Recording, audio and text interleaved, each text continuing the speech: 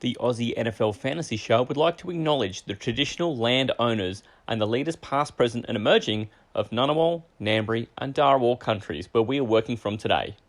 This always was, and always will be, Aboriginal land. This is the Aussie NFL Fantasy Show. I gave him a spray because he started horrendous with the Atlanta Carolina game, and I had breaking news that I had sacked Mark Downey as the general manager. I actually kind of feel like celebrating my own success a little bit there. Aussie. Give me that trophy soon. Let's go. I'm coming back. And you know, Manjot, I feel like I should go head-to-head with you in the foreign game. NFL. Yeah. So Manjot's 2-0 when Mark's on the pod. What would happen if Mark did Manjot's team?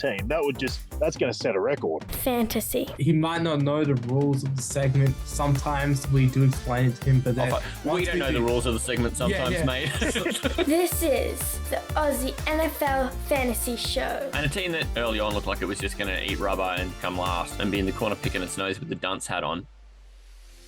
In today's busy world, it's hard to have it all. Who has time to do all the analysis and decision making for your fantasy team? Probably not you, but we can help. Whether it's positively diagnosing players with fantasy leprosy, or helping you find the players who are on the verge of being fantasy legendary. There's only one name in all of fantasy you can really trust. Make an appointment with Dr GoodCall. Hey, it's the doctor! I want to get into obviously some of the results I had from last week. We had a couple of guarantees. One worked out perfectly. The other was yards short, which was absolutely appalling, but I'll get to that later. I started with quarterback of Jared Goff. I've talked about absolutely loving him, especially when he's at home. I thought this matchup was just so juicy on either side of the ball. And it came to fruition of Jared Goff. If anything, he had to slow down in the second half because they were in front by so much. And 330 yards and 3 touchdowns for, depending on what your league scoring's like, it's anywhere between 25, 29 points for a streaming quarterback. I definitely would give myself a tick there. Absolutely. I mean, that was a Trevor-esque kind of day from Jared Goff. you know how to do that. Sliding past that, Matt. Sliding past it. But excellent call. You've been on this Goff at home thing in the same way that people used to be like Breeze in the Dome or back when it was Ben at home, if you're going back that far. So, look, I think there's credence to it. You've been on this, and I've got to say, like, I'm starting to believe in Martians here. It's totally true, I reckon. It's a mixture of things. It's him at home, and it's also him with all these weapons there. Like when Amon-Ra's there, he is just so much better. Obviously, he's got guys like DJ Chark that's been out during the year as well. Like he can even throw Josh Reynolds, who's missed some time. Like they're just all there. DeAndre Swift is an awesome pass catcher for him out of the backfield. Like when he's got all of them there, he's just an even better quarterback. And when he's at home, it just makes it that easier. And then on top of that, you have a good matchup against Vikings tertiary, like I call it. It just gives you an awesome opportunity. Man, Josh, you've got something to say about this, surely, right? Wait, let me unmute myself. There we go. So, yeah, I loved it. Man, when I took Jared Goff starts of the week. Wait, I did take Jared Goff and starts of the week, right? Yeah, I did. Okay, just like I think you've had him 2 weeks in a row. Yeah, I didn't understand why Matty took Jeff Wilson Jr. over him, to be honest. I thought Jared Goff slam dunk. If I had the first pick, I would have definitely taken Goff. And I thought if Goff was gone, I would take his Zonovan Knight anyway, Bam Knight. And either way, I was happy. So, look, I'm hoping Bam Knight gets more of a mention in Dr. GoodCall today, but that's just a side note. But Jared Goff, absolutely great performance. Congrats to him. Congrats to the Lions on the win. As I said in Patient Performance segment, I believed in you guys ever since these 2 days after the Super Bowl. So 100%, I'm down. I'm down with the Lions right now. You boys are my boys too. Look, I would like to not give Matty any extra reason to bring up who he had at quarterback instead of Goff. So again, I'm just going to breeze past that and pad my ass because it's sore. Anyway, I'll move to running back. And this was my one miss of the week, and it was a great miss. It was missed by a country mile. Captain James Cook was just Captain James shit.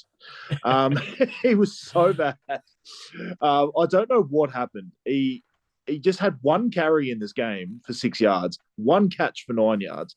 It was absolutely absurd. They just didn't go to him at all in this game. It was just, he was building to something the week before. Not a bad matchup. And then, they just decided not to go with him. It really wasn't him or Singletary. It was just all passing. It was a weird one where outside of Josh Allen, there really wasn't a good fantasy asset for the Bills at all. Yeah, So no offense that wasn't Allen, because even he had 10 rushes, right?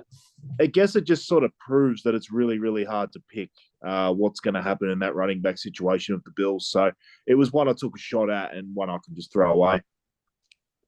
You've said before too, like, you know how annoying it is to be almost right and then just have some chump fall into the end zone from a yard out and completely ruin your call. It is best to miss by a mile, isn't it? Yeah. Yeah, just have But have someone vulture your guy and it ruins your outcome. So totally get it. If you're going to miss, you might as well miss by a country mile. It's good to stick your neck out, because we all loved the idea of James Cook going into last week too. So we're all just as guilty, mate. You've got solidarity from us. Yeah, that's it. You can just, if you've got him, honestly, if you've got a better option on the waivers, he could just be a drop candidate again this week. You're going to have times where he pops up in games and you're just going to be so hurt by the next week when he all of a sudden struggles. So I just wouldn't deal with it, to be honest. Yep. He's a great dynasty look, but I just think at the moment it's just too hard to pick when his game's going to come. Oh, 100%. 100%. And I think his ownership in 10-team center leagues right now is really low, and it plummeted even further this week after the showing from the weekend and after waivers had run, which I think tells you a lot. Absolutely. Yeah. All right. I'll move on to my first TD guarantee.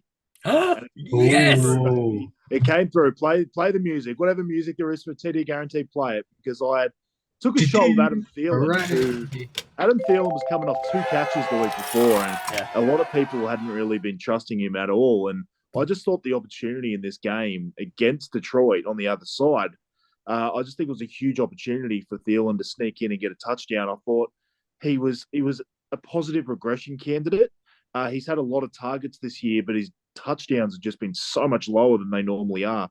I thought this was the opportunity for it, and bang, he ends up with 19.5 PPR points, which was a huge win really for this week. Rocking.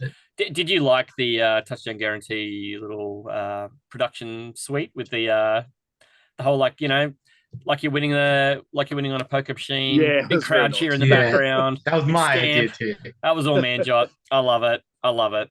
And mate, I like that you went and stuck your neck out for that. I might have bullied you into a second one, which you probably didn't want to do. That's what sucks. So I'm going to take the blame for the second one. But mate, I loved the call, and I'm so glad it came up for you. When it came up for you, with Manjot and I were literally just clapping in the group chat. We were just like, "Take a bow, mate. Take a bow." Well done. Thanks, mate. Well, as we foreskinned, in the tight end situation, I actually was pretty happy with the game overall for Hunter Henry. He had 10 fantasy points in PPR. So he actually had 2 pretty massive plays that sort of made up for the bulk of it. And he got pulled up 4 yards short on a 33-yarder, I think it was, near the towards the end of the game, and just had a seam route, just went right down the middle. And I thought he was in, and he just got pulled up short. If he just breaks that one tackle, he's in. So, yeah, it was very, very close to getting the second touchdown guarantee as well. But in the end, I was pretty happy with the call for Dr GoodCall as well, getting 10 points out of a tight end, even in PPR. You got to be pretty happy with it. Well, he probably finished his tight end 3 on the week with that. Yeah, exactly. He's burning up the tight end rankings right now. 100%. He looked like a young Gronk tearing up that seam route, didn't he? Manjot, would you agree with that? He just, I don't know, it just kind of looked really reminiscent of Patriots gone by. I actually saw a meme this week. It was like, if Mac Jones and Hunter Henry had an offensive coordinator, and then the picture was Gronkowski sitting next to Brady, and I couldn't agree more, because that duo is actually cooking right now, Hunter Henry and Mac Jones. So for me, even though the touchdown might not come, I'm actually gonna give this as a W to Tay. Yeah, I am too. I think it was a good call. And Hunter Henry, him and Mac Jones are building something special. I think Hunter Henry is the right guy there, and probably he needs just someone other than fucking pencil in his ear, Matthew Patricia, as his offensive coordinator. I don't know what that pencil does in his ear. Does it ever get out? And I think I saw this other meme. I talked about this in Good Egg Round. I saw this other meme where it was like Matt Patricia and Joe Judge like standing next to each other holding play sheets, and it was like, what you're doing at work when you're pretending to do work. And I laughed my head off because that offense is absolute fucking dog shit. I don't even think that they're actually doing any work out there. So there you go. Well, man, John, it's funny. That pencil is the only thing thinner than his play calling knowledge. Oh, that's a good call. Wonderful. Okay, you were 3 out of 4. Now you're 4 out of 5, mate. Yeah. Well, I'm about to be 5 out of 6, Matty. So I'll move on to my fantasy aids. Yes. And Amari Cooper up against the Bengals is the one I took the shot at. And yeah, well, to be honest, it was a funny one because he was coming into the game quite questionable. He only sort of got ruled in pretty close to the start, and he didn't quite look himself. So he ended up with 6.2 fantasy points. He had one decent play. He was 2 for 42. So yeah. I definitely see that as a win for someone that most people would have been starting last week. So yeah, it just wasn't a great game. Deshaun just looks fucking awful. Like he is just absolutely atrocious. Bloke isn't loose enough apparently, and he just is so.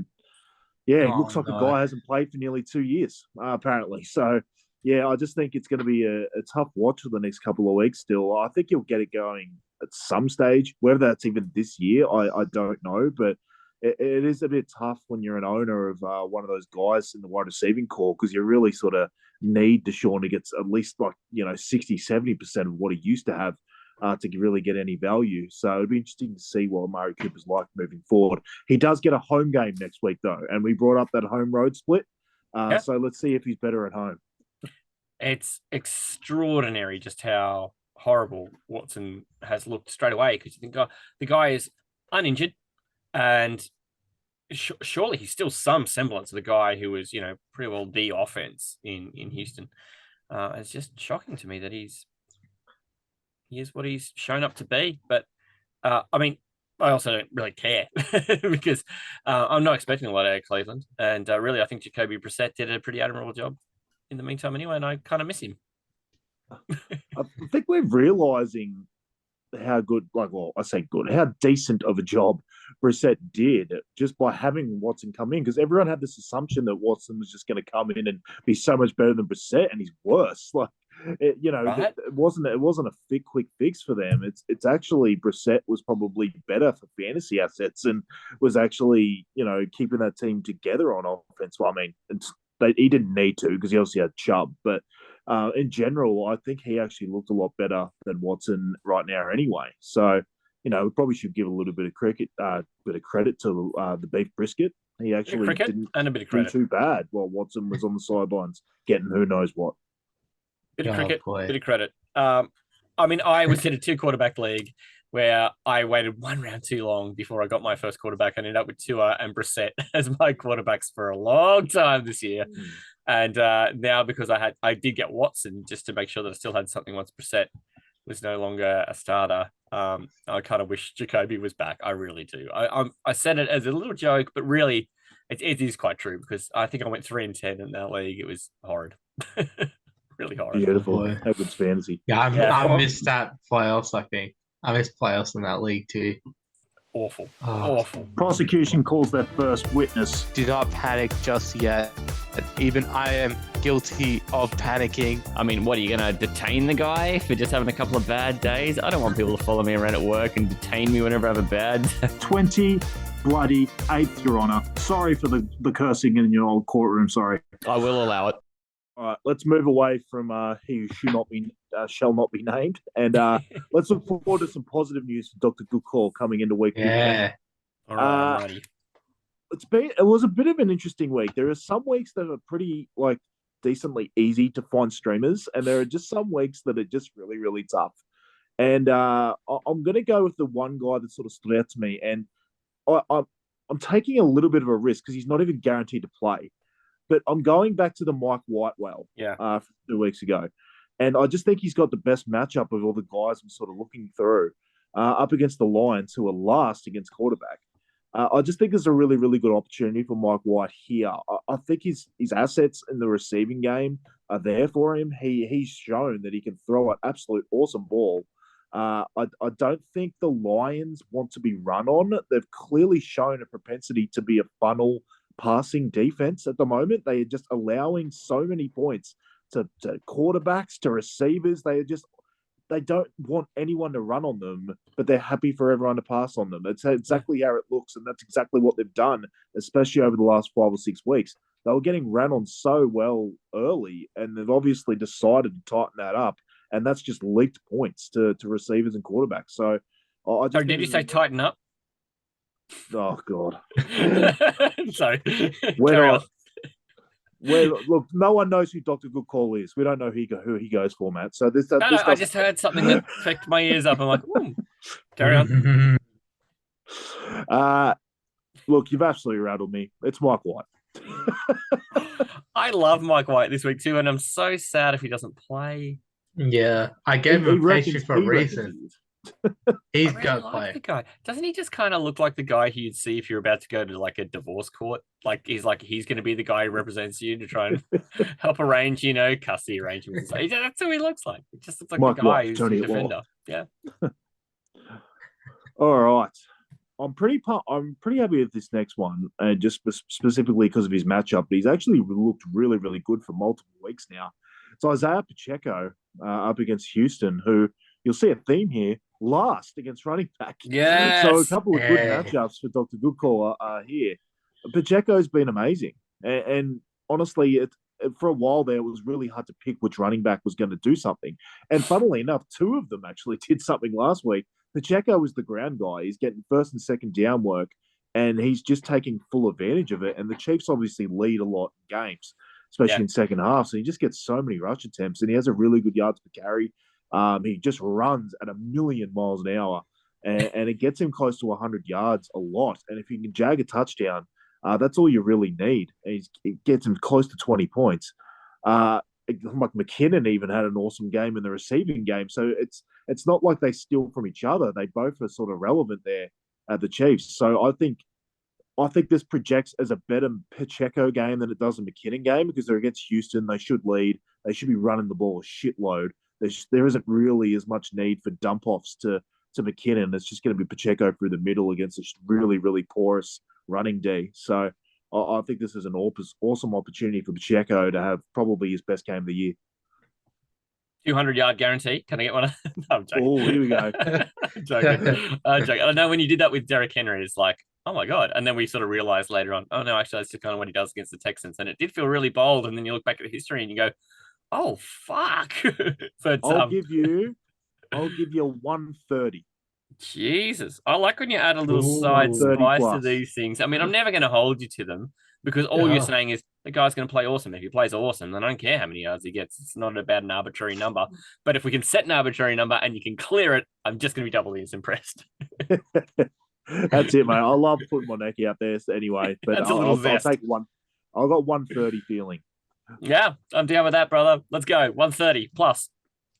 Do it. Exactly. Right. I like that. It's a good gridiron big prediction sort of thing. Oh yeah. All right, guys. You have to get on that show at some stage too, Tay. That absolutely, mate. Absolutely. It's like a second home for you that you don't even know exists yet. And me and Ian can talk about doing burpees again like we did in the preseason. It'll be absolutely wonderful. I think you guys are a marriage that was waiting to happen the same way Manjot and I have become a marriage that was waiting to happen, and Pete Ryan discovered it. I think that's something that Manjot will be blamed for, is that he introduced you to, and you'll be lifelong sisters. I don't know how to better describe it. I think you two are co-managers of a fantasy football team, maybe. Maybe, mate. Maybe. Yeah. God knows what the future can hold. Young love, mate. Guys, I'm absolutely pumped to bits to announce my wide receiver, Dr. GoodCall, this week. I've been waiting all season to have any confidence in this. It's Elijah Moore. I'm stacking that bitch up with Mike White. I am taking Elijah Moore up against the Lions, 30th against quarterback, 16 targets over the last 2 weeks. Mike White's Yeah. finding my boy. He looks like he's back involved. He looks happy again because he's got rid of the mum slayer. And honestly, there isn't much else to say than that. He's getting targeted and he's up against a really porous receiving defense. And I've just said it. They stop the run. They just allow anything they want in the passing game. And I just think Elijah Moore's getting so much more involved over the last few weeks. And I think he's getting the opportunity that I thought he was going to have early in the year. So, again, never wrong, just early. Hey, okay. Man, you go. I'm going to ask Talor a question at the end. Look, man, did you pick him up in Astro? Did you manage to do it? Hey, let's go. I was just like double checking that. That's why I pulled out my phone. I was like, did he double down and pick him up in Astro? Because man, I would love it. Man, if you can win it, you can win with Elijah Moore and Astro this week. That's like the full circle moment coming through. Boy, that would be something to talk about for years to come, how we drafted Elijah Moore out of spite, and then eventually you pick him up just for playoffs. Just for free. And then you go on this magical championship run with Elijah Moore. Imagine that happens. But I do like this. I've been seeing I watched that full Jets-Bills game on the weekend. I thought Elijah Moore was coming back to life a few times. Targets. Yeah, getting a lot of targets. He's back. Mike White clearly loves him. I think Zach Wilson's never going to play a game for the Jets. I think he's going to get cut. That helps. I think he's going to get cut like eventually, but that's a conversation for a longer form that Marky Mark might have to have on his show. But huge draft capital to cut. Yeah, I think not cut, but they'll have to find someone desperate to trade for him, like maybe the Colts. But even then, boy, is it a bit of a rough trade market, quarterback market. Anyway, enough talking about dynasty. That's Mark's thing. But yes, for this week, it's Mike White. Hopefully, I think I've got to give this one a good one, Taylor. It's good. So the targets mean a lot for me because to me, the talent is there. I don't think that's ever been questioned. It was just the opportunities he was never getting with Zach Wilson. 0 target games, 1 target games. Like he just wasn't even getting an opportunity to even show what he could do all year.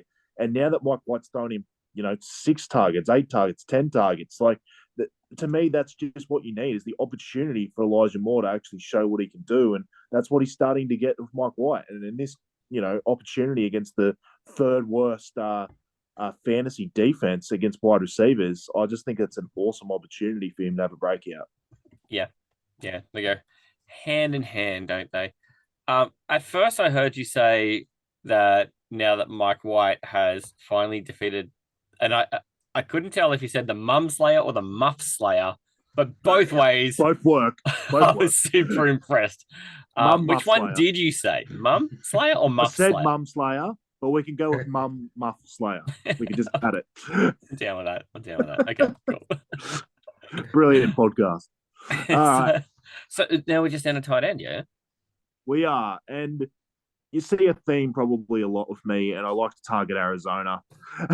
And so even with a really bad situation to quarterback, I'm taking Greg Dulcich. I've brought him up a few times on this podcast, and he just gets targets, man. Like he's there. And obviously, I don't know exactly what's happening with Cortland Sutton. He obviously missed last week. He doesn't look like he's projected probably to play this week either. I just think that opens up some targets for him. Honestly, Rippon starting doesn't really fill me with that much less confidence than Wilson, the way that Wilson's played this year. Rippon actually threw a few targets to Dulcich when he came on. I just think there's an opportunity there. Against Arizona, their defense hasn't been great.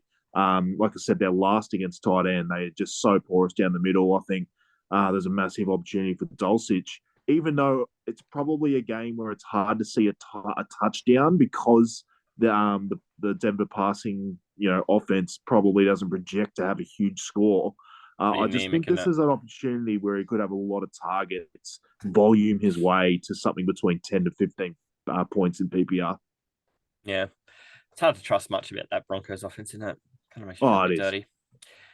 I'm trusting target volume, honestly. That's what I'm doing here. Yeah, you can have a shot, you might as well. Manjot, what do you think? Yeah, I like it. Dulcich. He's been the guy that I think was it him or Dortch that got the crown for the accountant. It was Dortch, wasn't it? Yeah, it was George. Yeah, it's What a Dortch. But Dortch. I think Dulcich just as much of an accountant, but probably a better valued accountant than Just a bit cheaper. Dortch. Great hair. Yeah, Great. yeah, he does have great hair. I don't know if Though. I want my count looking like these, just come from having a Joe surf Bob. and a bong. Like, kind of want to take my numbers seriously. Yeah. If I'm going to trust him with the corner millions, mate. All made from this podcast. Yeah, oh, mate, you better believe it. I'm trying to chase down Taylor's billions. It used to be millions, but billions, mate. Like the big baller brand. Wow. So yeah, I don't mind a slice of Dulcich. I mean, isn't he fun to cheer for? Isn't that just half of it? You just go, look at this guy. He looks like he's just literally rolled up at the stadium, and they're going, okay, we're down a tight end. You're it.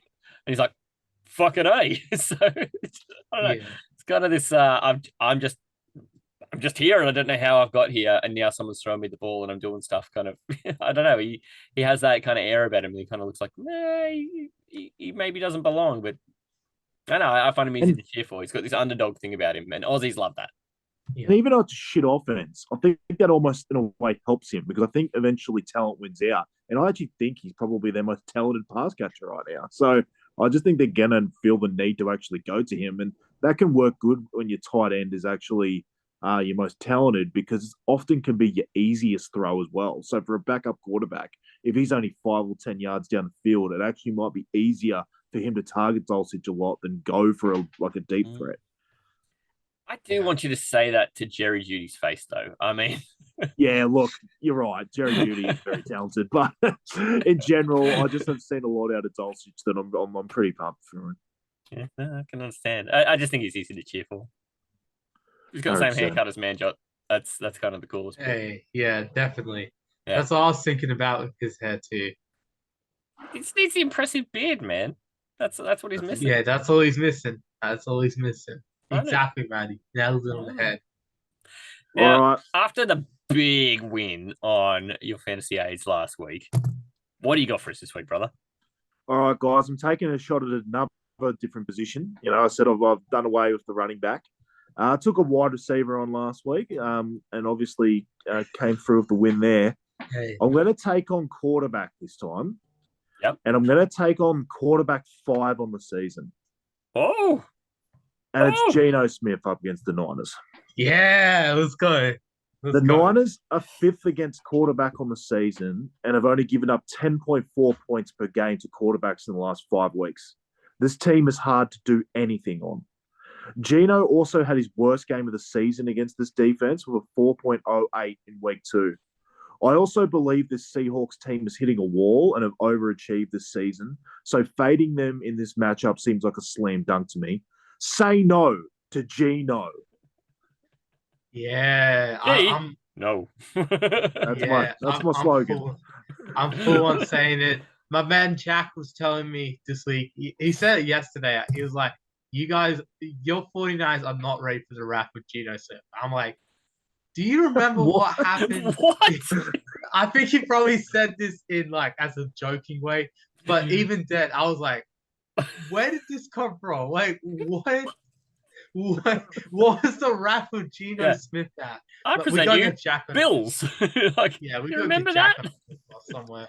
We gotta get Jack on a podcast somewhere. Me and him, we'd just be talking so much shit, and I think that would bring in all the ratings. So I think, one time we gotta invite Jack onto the podcast. But I think we got it. Yeah, I think we got it. He did. After this, man, come on. How does he forget what happened in week 2? We absolutely demolished them. They scored 0 points in offense. Their one touchdown was a blocked field goal. All their points pretty much came from special teams. That is. So they only got the 7 points on special teams. And look, they couldn't even stop Jimmy G. They had to we had to injure a quarterback, and then look. Then we still won. So, in my opinion, we can do it again. And we're playing in Seattle. We're playing in the road whites, the throwback uniforms. Remember what happened when we did that in 2019 with some playoff seeding and on the line, the week 17, Dre Greenlaw. Bro, I'm excited. I think Dre Greenlaw might have another big game. I might stream him an IDP this week. There you go, some IDP fantasy advice for you boys. Dre Greenlaw, big game for anyone who's playing IDP leagues. Mate, I watched that tackle again today on Instagram on Hollister. It was fucking weapon. I think I watched that. I watched that at least 5 times today. Cut him in half. Like it was half. They had that literally sticky taping back together. Yeah, Hollister he was not the same after that. Yeah, and it was crazy. Only like 2 weeks before that, we allowed I think it was Aziz Al-Shair who allowed a touchdown like that against Julio because he hit too low, and then Julio bounced over the line on the last second, and then this time Greenlaw just hit Hollister high enough that he hit him backwards. But I digress. I'm just excited for that matchup. We all know that the division's on the line, so I'm all in on this Niners defense. I'm all in. If Nick Bosa's all good to go, which they say he is, then I'm happy. I'm happy with this call here, Taylor. I'm all. So you're saying no to Gino? Yes, and look, I've got to say, Matty C, you got to take some notes to Taylor. I think I've got to apologize. I need to make one apology to Taylor and Dr GoodCall for hating on the Titans. It's funny because me and Midge are a complete opposite. Like, he's absolutely torn shreds off the Titans for 2 straight weeks, and I somehow have decided to retaliate by giving the Niners absolute non-stop love and actually doing a water bet for them, and then taking on the quarterback against them. Exactly.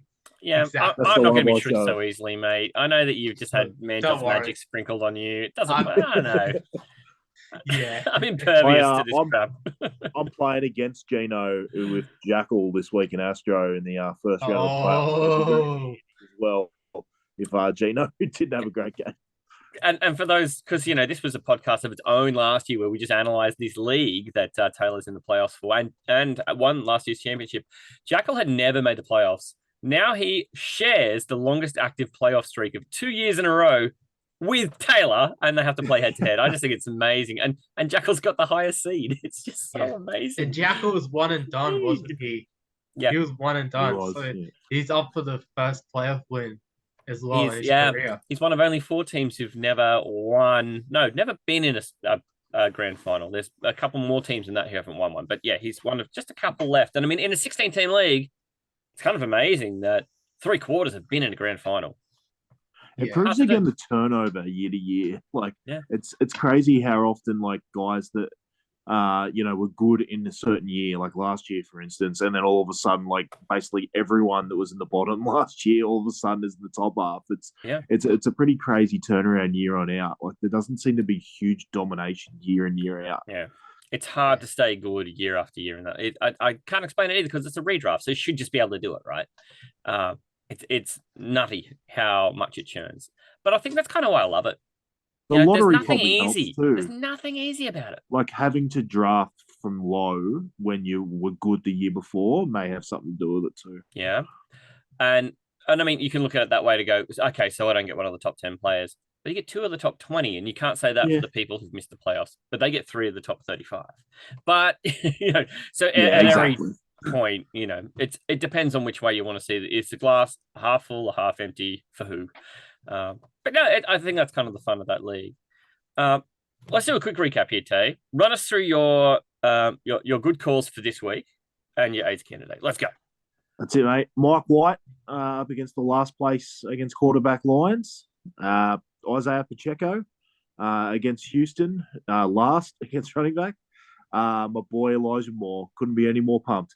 Against the Lions, or 30th against wide receiver. And then again, we've got another last place at a certain position. I've got Greg Dulcich up against Arizona, or last against tight end. Woo! Love that with the hair. And let's go, AIDS. Here we go.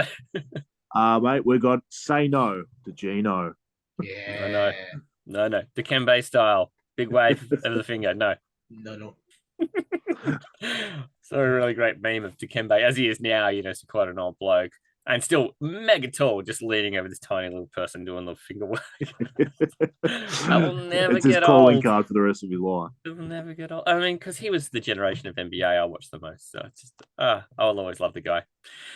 Gentlemen, show 2 done. Do we let the cat out of the bag for what's coming up for show 3, do you think? Oh, yeah. Fantasy games. We should. We got some fantasy games. Who wants to announce who's coming on the show with us for it? Go, Taylor. Do it. Go on, Tay. I think it's our boy. I think his name's Mark. Is that his name? Yeah, it is. Mark Downey. Mr. Dynasty's coming on to have another crack. I think he lost to Manjot last time, so he needs a revenge. Yeah. Yeah, I got the W. I think Mark's back with a bit of revenge. I'm a bit nervous right now. It's cool having Mark on with all of us too, because normally Mark's been the last minute replacement for whoever couldn't come onto the podcast. I think he's staying for starts, isn't he? Isn't he staying for starts of the week as well? You want him to because you go good when he's here. Yeah. Although you want convince him to, but I don't know that he'd be prepared for it. At least with the games, you just have a shot, Yeah. We can convince him. Hey, what do you reckon? He could just 100%. take shots at our teams just from the sideline and starts if he wants to. Yeah, go for it. I'd be down with that. He's been a real trooper for us in terms of there was the week where I got snapped in half by a magpie. Come straight in, hours of notice. He came straight in, did an admirable job there.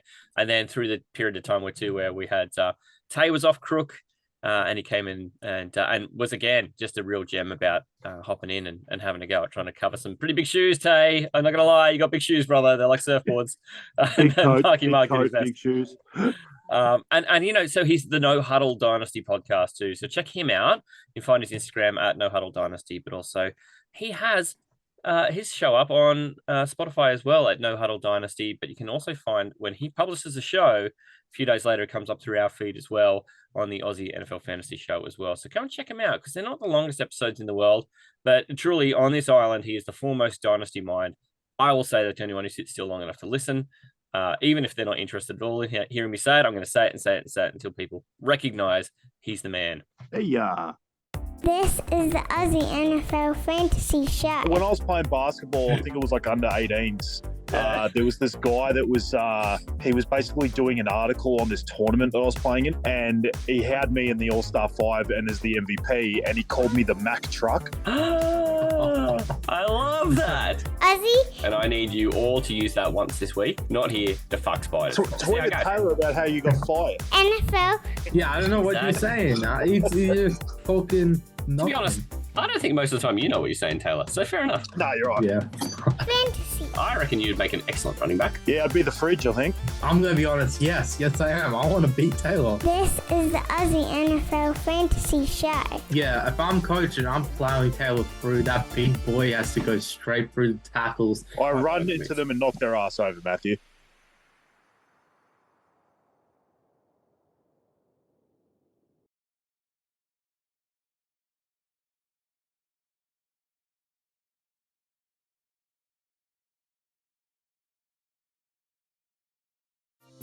Hey, it's the doctor. Do you prescribe any? Was that onions or onions? It's onions, So bro. random. Well, are they vegetables or fruit at this point? They're vegetables. Yeah, I can't remember. They're vegetables, aren't they? Aren't they like a weird one where technically a fruit, but they're more like yeah. I ate like a ton of onions, and now I feel like I'm Onions. absolutely sad. I love it. I can't get over the way you're saying it. Onions. Say it that way. Onions. Wait, really? Onions. Wait, how do you guys say it? Onions. Onions. Onions. I say It's like there's a gap between the N and the I. Onions. It's almost like there's a whole extra syllable. Onions. Yeah, Beautiful. I think that's where like everyone in my family says like onions, and then I everyone like it. okay, It's- onions. Is that what? Onions. Okay, there you go.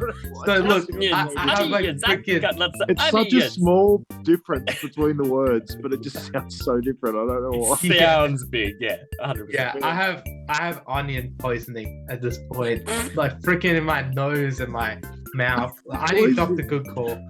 Need Dr. GoodCall to give me some You things. got anything man. for onions, by the way? Oh, I don't can't know, believe but I we've been think so fascinated by that. I don't know, but I think Dr. Goodcall needs a rectal exam after that Titans Jags game. So I'm gonna try and just smoothly walk past that. And I want to get into obviously some of the results I had from last week.